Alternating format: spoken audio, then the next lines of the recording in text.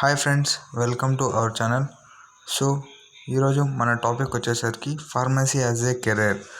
So ఎవరైతే B pharmacy కానీ లేదా ఎం ఫార్మసీ కానీ ఫార్మ్ డి కానీ డి ఫార్మ్ కానీ గ్రాడ్యుయేషన్ కంప్లీట్ చేసుకొని లైఫ్ సైన్సెస్ డొమైన్లో ఏ జాబ్స్ ఉంటాయని ఐడియా లేకుండా ఉంటే మీకు ఈ వీడియో అయితే హెల్ప్ఫుల్ అవుతుంది. సో లైఫ్ సైన్సెస్ డొమైన్లో ఎటువంటి జాబ్స్ ఉంటాయి after B pharmacy, M pharm, pharm D, D pharm తర్వాత అనేది ఈ వీడియోలో మనమైతే తెలుసుకోబోతున్నాం. సో ఎవరైతే మన ఛానల్ని కొత్తగా వాచ్ చేస్తున్నారో, ఈ వీడియోని చూస్తున్నారో, please do subscribe our channel and please do like this video and share. So ముందుగా అయితే ఎటువంటి లైఫ్ సైన్సెస్ డొమైన్ జాబ్స్ ఉంటాయనేది మనం ఈ వీడియోలో మనం తెలుసుకోబోతున్నాం. సో ఫార్మసీ అనేది మంచి కెరీర్ ఆప్షన్ అండి. ఫార్మకో విజిలెన్స్ అలాంటి జాబ్స్ అయితే ఉంటాయి. So let's see. ఫస్ట్ వచ్చేసరికి ఫార్మకో విజిలెన్స్ అండి. So it's one of the most popular for B pharmacy graduates.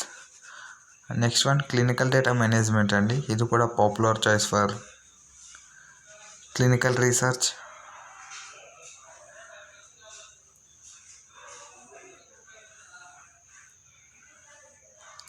So next వచ్చేసరికి మెడికల్ స్క్రైబ్ అండి. It's a digital version of medical representative అని కూడా చెప్పుకోవచ్చు. నవేడేస్లో దీని వాల్యూ కూడా బాగుంది, జాబ్స్ అయితే బాగానే ఉన్నాయి. సో నెక్స్ట్ వచ్చేసరికి మెడికల్ కోడింగ్ అండి.